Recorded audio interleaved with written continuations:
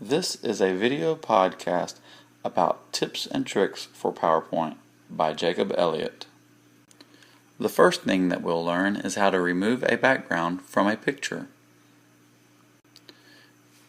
Click on Insert, and there you'll see the little icon for Pictures.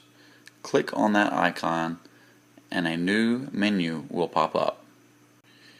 You want to insert a picture from your own file, so you'll see something that looks similar to this. Be sure to look through the folders to find the picture that you want to insert. I think we'll do penguins. Now we have the picture of the penguins as a full screen slide. Be sure to double click on the picture and you will see the word Picture Tools at the very top right pop up. From there you want to go to the icon that says Remove Background. Once you have clicked on that, you will notice that everything changes purple except for your subject. And you will also see some new tools where it says Mark Areas to Keep or Mark Areas to Remove and Discard Changes or Keep Changes. I have circled two areas where the white of the penguin is not showing up.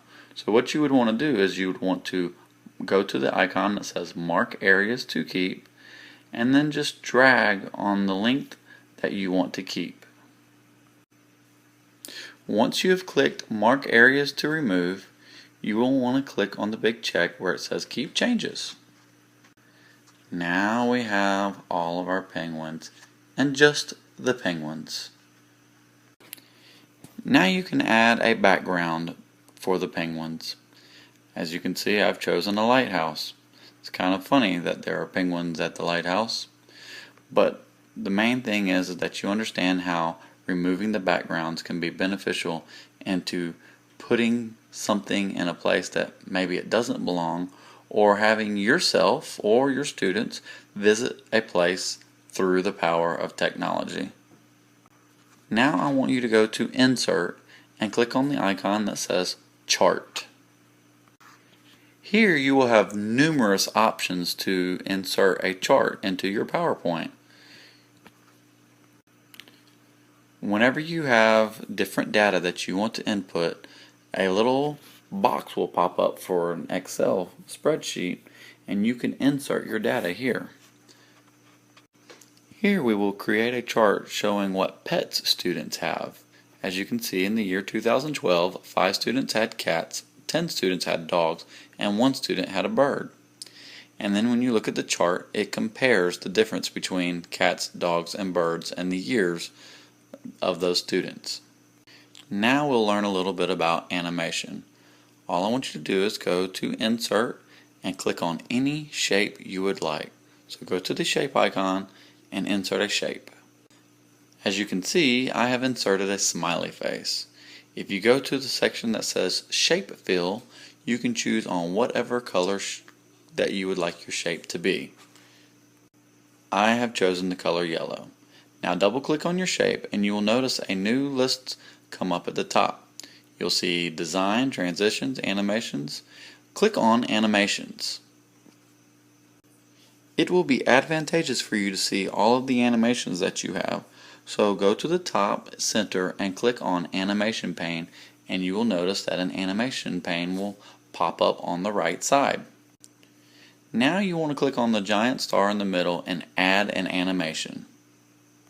There are numerous animations you can add. You can add one for an entrance of a shape or picture or words or emphasis or exit. So I have added several different animations to my smiley face.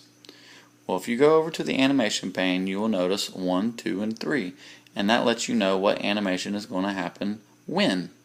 Now if you click on the little drop down arrow, you can tell the animation when it needs to start. Do you want it to start on click?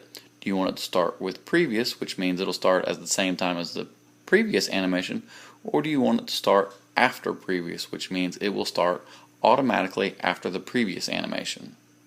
You can also play with the setting of how long you want the animation to last.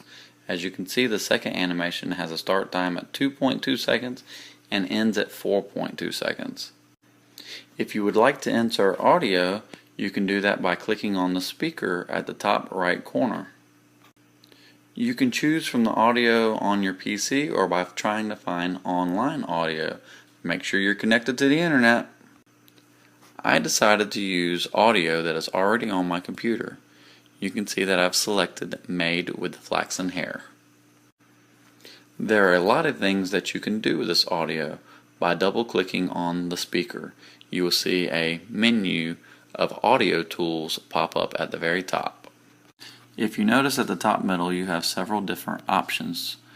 You can decide when you want the audio to start, like if you want it to start on a mouse click or after an animation. You can decide if you want the audio to play across all the slides or if you want it to loop. One of the most important things that you should always click on is to hide during show, and what this does is it hides the little speaker box so it is not seen on the PowerPoint slideshow while it plays. There are some other little tricks you can do, such as fade in and a fade out of the audio if you'd like to. One last thing I want to share with you is that you can click to trim the audio. Maybe you don't like what's at the front or what's at the back of the audio. You can trim right inside of PowerPoint. Thanks for listening and watching to this video podcast.